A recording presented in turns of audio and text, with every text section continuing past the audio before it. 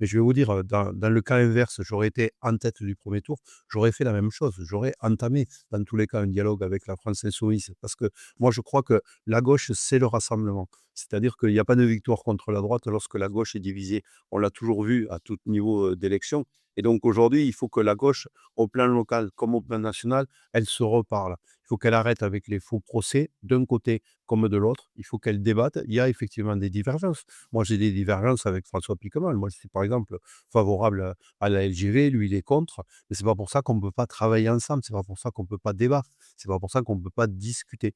Et donc moi, je trouve que les socialistes qui prônent: «C'est nous ou c'est rien», ben, ils s'isolent et ne créent pas les conditions de la victoire et quelque part, ils sont en train d'empêcher ce qui est quand même fondamental. C'est-à-dire, la façon dont on se met aujourd'hui en position de combat contre le Rassemblement national. Donc, moi, je pense que la gauche, elle doit, prendre ses responsabilités et savoir faire un certain nombre de divergences, avoir l'intelligence de ne pas tomber dans les caricatures qui sont des caricatures, inutiles et comme, c'est en fait, c'est la définition même d'une caricature, excessive par définition, c'est une des conditions du rassemblement et moi, j'y tombe pas dans ce genre de débat.